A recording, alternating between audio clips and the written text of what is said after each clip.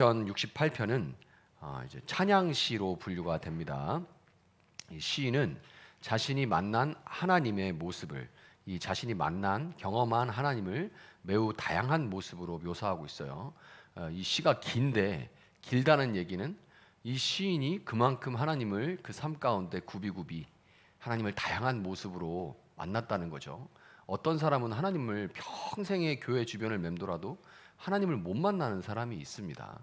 하나님을 만났다는 말 자체가 무슨 말인지 이해를 못하는 사람도 있어요. 뭐 꿈으로 봤다는 얘기인지 뭐 이렇게 되물을 정도로 이게 무슨 얘기, 교회 주변을 그렇게 맴도는데도 하나님을 만났다라는 말이 무슨 말인지를 모르는 사람들도 있는데, 어떤 사람은 하루에도 몇 번씩 하나님을 만납니다.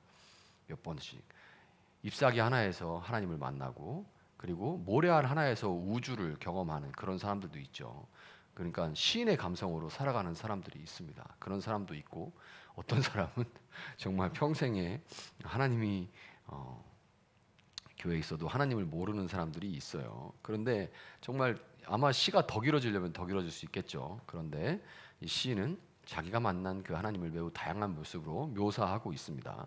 자, 좀 우리가 이제 이 시를 또 음미를 해야 되니까 필요를 위해서 좀 분류를 하자면, 1절부터 6절에는 이 시인이 자기가 만난 하나님을 묘사하는데, 먼저 정의를 위해 싸우시는 하나님, 그 하나님을 찬양하고 있습니다. 정의를 위해서 싸우시는 하나님.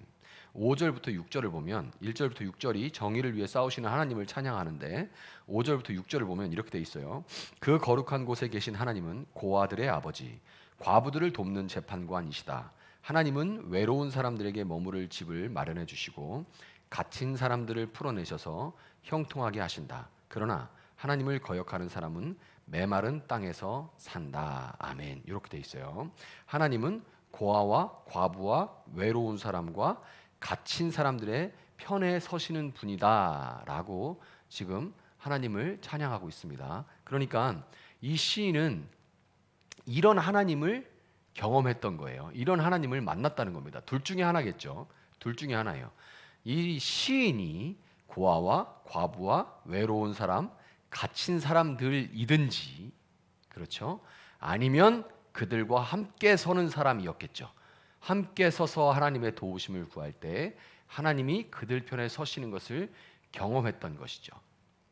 세월호 참사를 당한 그 유가족들 가운데서 정말 교회에서 오히려 상처를 받고, 제가 이렇게 말하면 또 이렇게 듣는 분들은 교회에서 무슨 상처를 줬다고 그렇게 말을 할까라고 생각할 수 있지만, 큰 상처를 받은 사람들은 이렇게 수군거리거나 뭐 그렇대 뭐 하거나, 또 그 당시에는 굉장히 정치적인 이슈였으니까요. 교회에서 이렇게 무조건 포옹해주고 같이 울어주고 하는 그런 분위기가 되지 않았던 것 같아요. 그런데 그분이 몇 년을 교회를 떠나, 그냥 그 일이 있기 전에는 일상적인 그런 교회 집사님이었겠죠. 그런데 교회를 떠나 몇 년을 밖에서 돌다가 이런 고백을 하면서 하는 것을 들어봤습니다.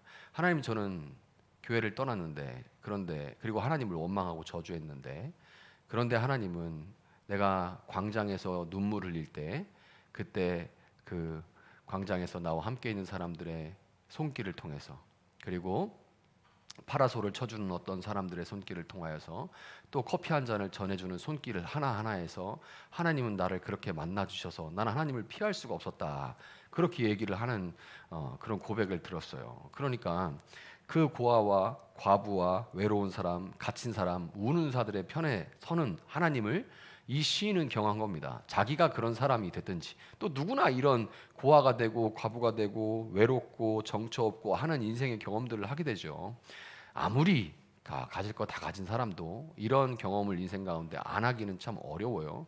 이럴 때에 하나님이 그와 함께 서는 것, 또 내가 그런 사람들과 함께 섰을 때 하나님이 함께 해주시는 것을 경험했다는 것을 알 수가 있습니다. 이런 하나님을 만나지 못한 사람은 사실 하나님을 그냥 좋은 것 주시옵소서 해서 뭘 주는 거 받고 뭐 기도 응답으로 받았다, 뭐 여기에서 그치는 사람은 정말 구약 전체를 잘라내도 상관없는 그런 신앙생활을 하고 있다고 봐도 돼요. 구약에 나오는 하나님은 자기를 드러내실 때 나는 고아와 과부와 나그네의 하나님이다 라고 자기를 끊임없이 드러내시는데, 그 하나님을 만나지 못했다는 것은 사실 하나님을 제대로 다 알지 못하는 것이죠. 반도 모른다고 하면 되겠습니다. 자, 그래서 정의를 위해 싸우시는 하나님을 그는 경험했고, 그리고 그 하나님을 찬양하고 있습니다. 7절부터 14절을 보면 전사로서 승리의 행진을 하시는 하나님을 찬양하고 있습니다.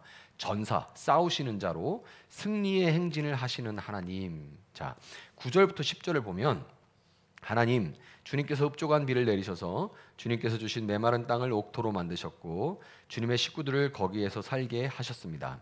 하나님, 주님께서 가난한 사람을 생각하셔서 좋은 것을 예비해 두셨습니다. 아멘. 이렇게 하나님을 찬양하고 있어요. 전사로서 승리의 행진을 하시는 하나님. 하나님은 당신의 백성들의 삶에 메마름이 찾아왔을 때, 그들의 삶에 메마름이 찾아왔을 때 흡족한 비를 내리심으로 그들의 삶이 다시금 승리를 노래할 수 있게 하시는 풍요로움을 베푸시는 하나님이다라고 이 시인은 지금 하나님을 찬양하고 있습니다. 참 많이 이런 경험을 하죠. 이런 경험을 하지 못한다면 정말 풍성한 신앙생활이라는 것 자체를 모르는 사람이라고 할 수가 있겠습니다. 그냥 종교적인 어떤 만족감을 얻기 위해서 교회 나온다면 정말 안타깝죠. 우리 신앙생활을 모두가 하는 것이지만 어떤 사람은 정말 풍성한 신앙생활을 하고 있고 어떤 사람은 정말 메마른 그런 신앙생활을 하는 사람들이 있는데, 이렇게 전사로서 승리의 행진을 하시는 하나님을 경험할 수 있는 여러분들이 되기를 바랍니다. 자, 15절부터 23절을 보면 거룩한 산 예루살렘에 오르시는 하나님이라고 그 하나님을 경험하고 이 하나님을 찬양하고 있습니다. 거룩한 산인 예루살렘에 오르시는 하나님. 자, 19절을 보면 날마다 우리의 주님을 찬송하여라. 하나님께서 우리의 짐을 대신 짊어지신다. 하나님은 우리의 구원이시다. 이렇게 얘기를 하고 있습니다. 자, 날마다 우리의 주님을 찬송하여라. 하나님께서 우리의 짐을 대신 짊어지신다. 하나님은 우리의 구원이시다. 자, 고대 근동의 신들은, 성경이 기록된 고대 근동에 여러 신들이 있었어요. 성경에 나오는 그런 신들도 엄청 많죠. 바알과 아세라를 비롯한 니므롯, 몰록, 몰렉, 이름도 엄청 많아요. 정말 많은데 이 모든 고대 근동의 신들은 사람에게 업히는 존재였습니다. 예루살렘을 하나님이 거룩한 산 예루살렘으로 올라오신다고 시인은 찬양을 하는데 누가 찾아오는 거예요? 하나님이 찾아오는 거예요. 그렇죠? 그런데 다른 모든 고대 근동의 신들은 인간이 하나님을 찾아가야만 했습니다. 이것은 지금도 마찬가지죠. 종교는 딱 두 개로 갈라져요. 신이 인간을 찾는 종교가 있고 인간이 신을 찾아가는 종교가 있습니다. 기독교는 명백하게 또 유일하게 신이 인간을 찾아 내려오시는, 예루살렘 성전으로 신이 인간을 찾아 내려오시는 종교예요. 그래서 고대 근동의 모든 신들은 사람에게 업히는 존재입니다. 사람에게 업히는 존재예요. 어느 나라인가의 법정 앞에 가면 그런 동상이 서 있어요. 아주 빼짝 마른 사람 위에 아주 뚱뚱한 사람이 이렇게 엎혀 있는, 그래서 어떤 사회 경제적인 그런 시스템을 꼬집는 그런 모습으로 고발하는 그런 동상이 있어요. 가난한 사람, 허리가 굽어 있는데 그 위에 뚱뚱한 사람이 엎혀서 가고 있는 그런 동상이 있는데, 꼭 고대 근동의 신들이 그런 모습입니다. 사람들에게 더 쥐었다고 더 충성을 바치고 더 재물을 갖다 바치게 하고 그들의 인생을 쥐어 짜는, 마른 수건을 더 짜서 한 방울의 물이라도 더 나오게 하려고 하는 그런 모습, 그게 바로 고대 근동의 신들이죠. 그 고대 근동의 신들이 사람에게 업히는 존재인데, 자, 우리 지금 성경은 뭐라고 얘기합니까? 뭐라고 해요? 하나님은 날마다 우리의 짐을 대신 짊어지시는 분이다. 이렇게 얘기를 하고 있죠.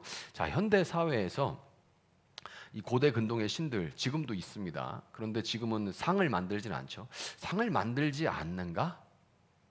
그렇지 않아요. 증권시장 가보세요. 증권시장 앞에 가면 미국의 증권시장 앞에는 황소상이 있습니다. 황소가 불이라고 하는데, 그래서 이제 그 증권시장에서 올라가는 걸 불장이라고 하는데, 황소의 힘으로 그 뿔처럼 이제 그 증권이 다 올라가는, 증시가 올라가는 걸 상징해요. 그러니까 그 황소상이 있습니다. 황소신이에요. 황소신님, 내가 사놓은 주식 좀 올라가게 해주세요. 이렇게 되는 거죠. 이렇게 상징되는 것도 지금도 있습니다. 그런데 대개는 그렇게 어떤 상을 만들지는 않죠. 가장 대표적으로 돈을 신으로 우리는 여기고 있는데, 신처럼 떠받들고 있죠. 떠받든다는 말 자체가 뭐예요? 우리는 그 돈이 나를 행복해 줄 거라고 생각하고, 돈이 많으면 그 돈이 나를 떠받들어 나를 행복하게 만들어 줄 거라고 생각하지만, 그러나 사실은 우리가 돈을 떠받들고 돈을 업고 다니는 겁니다. 돈을 업고 다니는 거예요. 자, 24절부터 31절을 보면 이스라엘 지파들의 행진에 관하여 이제 시인이 찬양을 하고 있습니다. 이스라엘 지파들의 행진. 24절부터 26절을 보면 이렇게 돼 있죠. 하나님, 주님의 행진하심을 모든 사람이 보았습니다. 나의 왕 나의 하나님께서 성소로 행진하시는 모습을 그들이 보았습니다. 앞에서는 합창대가, 뒤에서는 현악대가, 한가운데서는 소녀들이 솟구치며 찬양하기를, 회중 한가운데서 하나님을 찬양하여라, 이스라엘 자손아 주님을 찬양하여라 합니다. 자, 여기는 이스라엘 지파들의 행진이라고 나와 있는데 그걸 찬양한다고 얘기했죠. 근데 먼저 여기서 시인이 얘기하는 것은 주님의 행진하심입니다. 하나님, 주님의 행진하심을 모든 사람이 보았습니다. 이 주님의 행진하심이라는 것은 예루살렘 성전으로 운반되는 그 언약궤를 지금 얘기하는 거예요. 너무 우리에게 잘 알려진 얘기죠. 예루살렘 성전으로 언약궤가 운반돼요. 누가 운반했습니까? 다윗이 운반했죠. 다윗은 이 언약궤가 예루살렘 성전에 들어올 때 전심으로 기뻐하면서 그 앞에서 춤을 추며 하나님을 예배했습니다. 자, 그래서 합창대, 성가대를 의미하죠. 현악대, 악기 연주자들을 의미합니다. 소고치는 소녀들, 율동하는 사람들이라고 얘기할 수가 있겠어요. 이 모두가 다 하나님을 전심으로 다윗처럼 예배합니다. 자, 그런데 30절을 보면 갈대 숲에 사는 사나운 짐승들과 문 나라의 황소떼 속에 있는 송아지떼를 꾸짖어 주십시오. 조공바퀴를 탐하는 무리를 짓밟으시고 전쟁을 좋아하는 백성을 흩어주십시오. 이렇게 시인이 하나님께 구하고 있어요. 여기서 말하는 갈대숲에 사는 사나운 짐승들, 뭇 나라의 황소떼, 송아지떼, 이런 거는 이집트를 대표로 하는 이방 원수들의 왕이나 지도자들을 가리키는 은유입니다. 갈대숲에 사는 이집트죠. 파라오를 얘기하는 거예요. 사나운 짐승들, 뭇 나라의 황소떼, 송아지떼. 하나님은 그러니까 이 시인이 지금 이스라엘 지파들의 행진을 찬양한다고 했잖아요. 하나님은 예배자들의 예배를 기뻐 받으시는 분이고, 힘에 의존해서 전쟁을 즐기는 자들을 반드시 흩으시는 분이다라는 것을 시인은 경험을 하고, 이 송아지떼, 문나라의 황소떼 이렇게 힘에 의지해서 빼앗고 죽이고 전쟁을 획책하는 자들을 반드시 흩으시는 분이고, 하나님은 그런 자들을 흩으시되 하나님을 예배하는 자들, 그 예배를 기뻐 받으시는 분이다라는 것을 이 시인은 경험을 한 겁니다. 자, 근데 이거는 성경에도 기록되어 있죠. 우리가 알고 있는 그 브라가 골짜기, 브라가라는 말 자체가 찬양입니다. 이제 이방 민족들이 쳐들어왔을 때 이스라엘은 거기에 칼로 맞선 게 아니라 성가대가 앞장서 골짜기에서 하나님을 찬양할 때 그들이 자체적으로 다 서로 혼란 속에서 서로 찌르고 찔리는 일이 벌어지고, 또 우박과 천둥 번개를 만나면서 혼비백산에서 도망가는 그런 일들이 성경에 기록이 되어 있죠. 하나님은 예배를 기뻐 받으시고 힘에 의존해서 전쟁을 획책하는 자들을 반드시 흩으시는 분이라고 이 시인은 찬양을 하고 있습니다. 지금 그래서 우리는 지금 처처의 기근과 전쟁의 소식들이 들려오죠. 마지막 때임이 분명합니다. 지금 이제 조금 우리가 무뎌졌죠. 러시아 우크라이나 전쟁이 처음 일어났을 때만 해도 와, 이거 3차 대전으로 번지는 거 아닌가? 라는 걱정이 와가지고 우리나라도 휩쓸리는 거 아니냐, 이런 걱정을 했었죠. 근데 지금 좀 무뎌졌죠. 시리아, 우크라이나, 러시아, 그리고 지금 이스라엘과 하마스, 그리고 중국과 대만도 지금 아주 갈등이 첨예하죠. 사실은 다 우리 주변에 있는 나라들이고, 그리고 어느 한 군데서 전쟁이 난다면 지금 이 지구 덩어리에서는 그 막대한 무기들이 거기 나라만 초토화시킨다는 게 아닙니다. 그 영향력은 전 지구적으로 미칠 수밖에 없어요.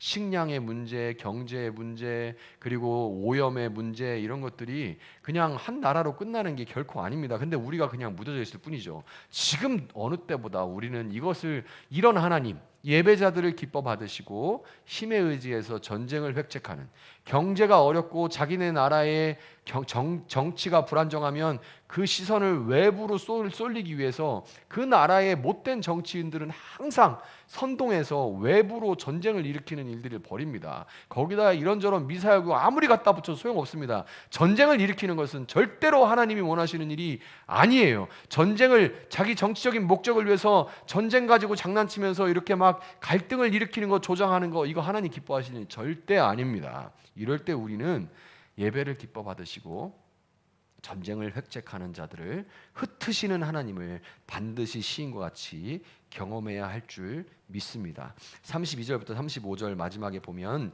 열방 국가들에게 이제 시인이 하나님 찬양을 촉구하고 있어요. 이렇게 하나님, 이런 하나님이다, 나는 이런 하나님을 경험했다 하고 하나님을 찬양하고, 마지막에 32절부터 35절에 열방 국가들에게 하나님 찬양을 촉구하고 있어요. 세상의 왕국들아 하나님을 찬양하여라, 주님께 노래하여라, 이렇게 찬양하기를 촉구합니다. 하나님은 모든 민족의 찬양을 받으시기 합당하신 분이라는 확신이 이 시인의 마음 가운데 있고, 그 확신을 가지고 권면을 하고 있습니다.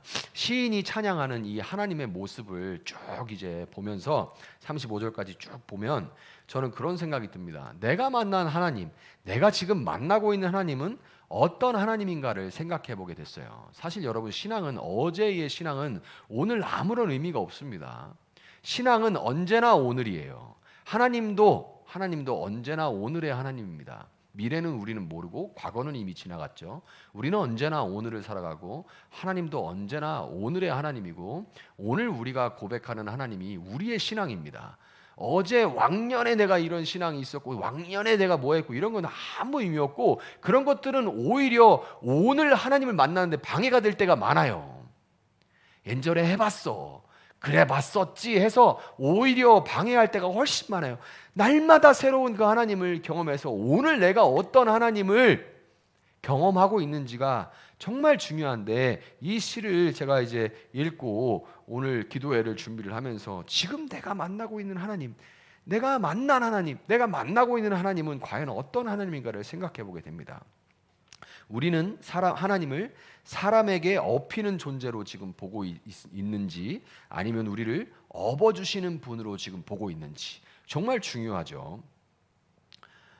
우리가 하나님을, 내가 하나님을 얻고 간다, 내가 지금 뭐 신앙생활도 하고 뭐도 하고, 그리고 하나님 내가 이렇게 열심히 일하잖아요, 그러니까 하나님 복 주세요, 이런 정도에 머무르고 있는지, 아니면 정말로 하나님이 우리를 업어주시는 분이라고 보고, 삶은 참 각박하고 고단한 인생길, 힘겨운 오늘도 우리가 찬양했던 것처럼 그러나 예수 늘 함께 하시네라고 정말 고백해서 믿음의 눈들어 주를 보리 이 또한 지나가리라 하고 살아갈 수 있는지, 이거는 신이 나를 업어주는지 내가 신을 업고 가는지, 이 두 관점에 따라서 엄청나게 많이 달라지는 겁니다.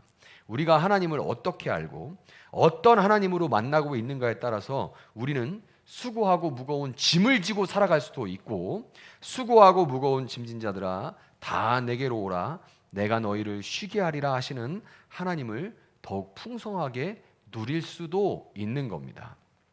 또한 하나님께 업혀가고 있다고 분명히 믿고 경험하고 있는 존재들은 고아와 과부와 외로운 사람이었던 나를 업어주시는 하나님으로 인해서 고아와 과부와 외로운 사람을 비로소 돌아볼 수 있게 되는 거예요. 그때 우리는, 이렇게 돌아볼 수 있을 때 비로소 우리는 시인과 같이 열방의 하나님을 찬양할 것을 촉구할 수가 있는 것입니다. 세상은 갈수록 분열되고 있어요.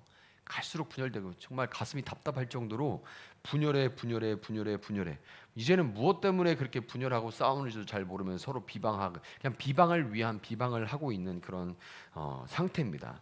그리고 힘을 쫓고 전쟁을 즐기고 있지만 반드시 이 모든 것들을 흩으실 하나님을 찬양하면서 그분께 업혀가는 자들로서 하나님을 오늘 예배하고, 수고하고 무거운 짐자들이 하나님께 나올 수 있도록 전할 수 있는 여러분 또 제가 될 수 있기를 예수님의 이름으로 축복합니다.